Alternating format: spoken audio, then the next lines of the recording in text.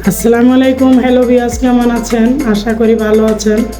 আমি আপনাদের ভালো আছি, আলহামদুলিল্লাহ।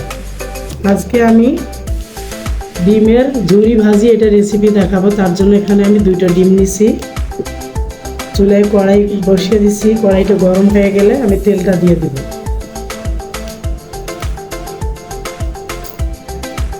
কড়াই গরম হয়ে গেছে, এখন দিয়ে দিচ্ছি পরিমাণ মতো তেল।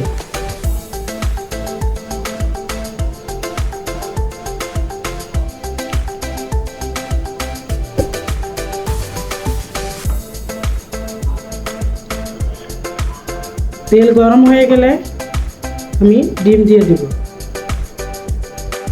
তেল গরম হয়ে গেছে, এখন আমি ডিম ভেঙে দিব।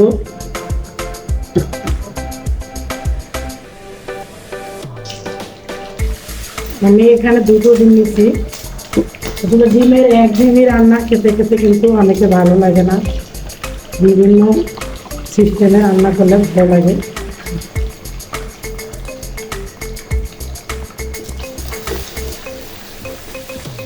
এভাবে ডিমটা আমি ভেঙে নিব। এখন দিয়ে দিব সামান্য পরিমাণ লবণ।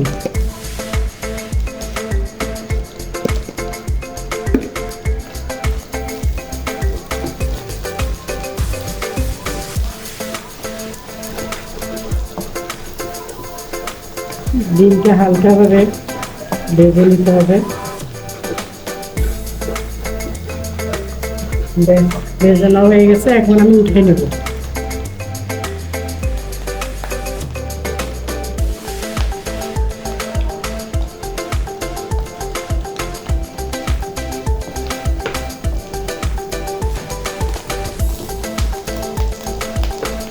একদম কড়া করে ভেজে নেব না, চুলোর হিটটাকে কমিয়ে দেব।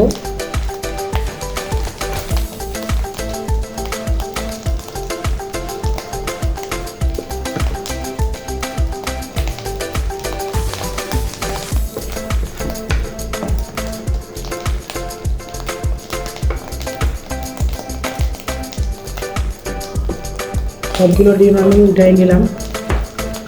যে তেলটা আছে এই তেলে আমি মরিচ পেঁয়াজ দিয়ে দিই।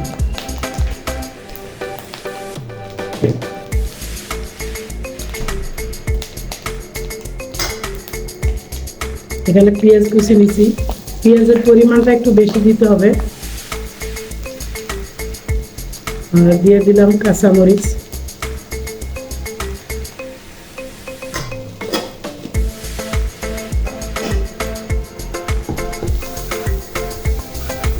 আমি 2-3 মিনিট এটা ভেজে নেব। মরিচ পেঁয়াজটা হালকা বাদামি কালার চলে আসছে, এখন আমি দিয়ে দিব পরিমাণ মতো লবণ।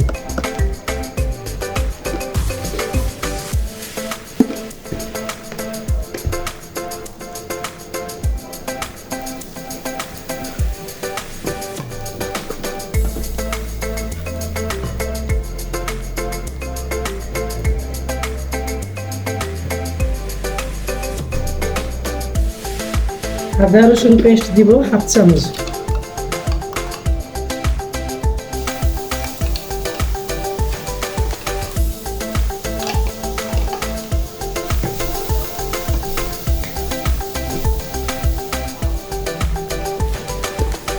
হলুদ গুঁড়ো দিব খুবই সামান্য পরিমাণ দিব।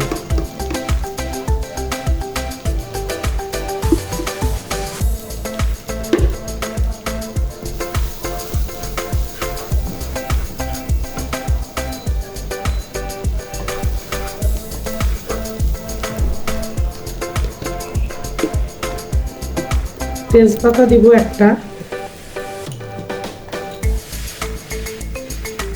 এলাচ দিব 2-3টে এলাচ। ওটা আমি মাঝখান থেকে একদম একটু হালকাভাবে ফাড়া নিব।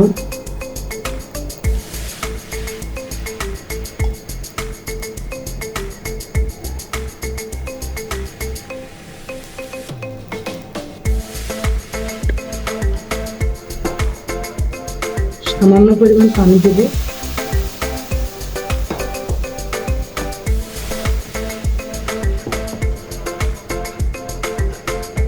চুলার হিটটা একটু বাড়িয়ে দেব।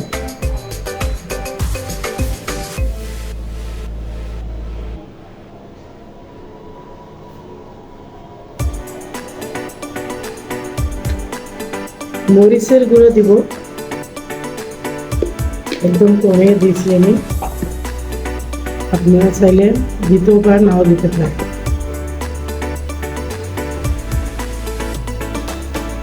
আমি 5 মিনিট কষিয়ে নেব। মশলাটা কষিয়ে নেওয়া হয়ে গেছে, এখন দিয়ে দিব পরিমাণ মতো পানি।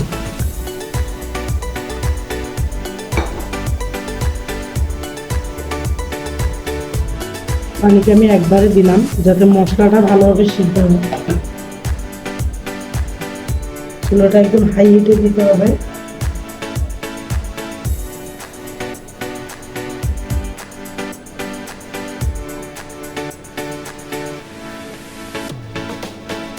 বলক উঠা পর্যন্ত আমি ঢেকে দিলাম। বলক উঠে গেছে, এখন আমি দিয়ে দিব ডিম, যেটা আমি আগে থেকে ভেজে রাখছিলাম।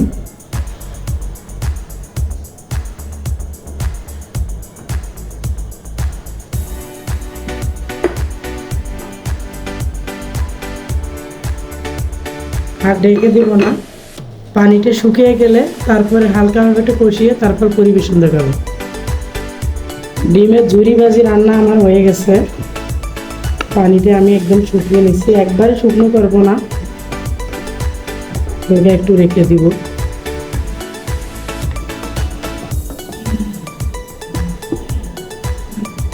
এখন আমি চুলাটা অফ করে দিব।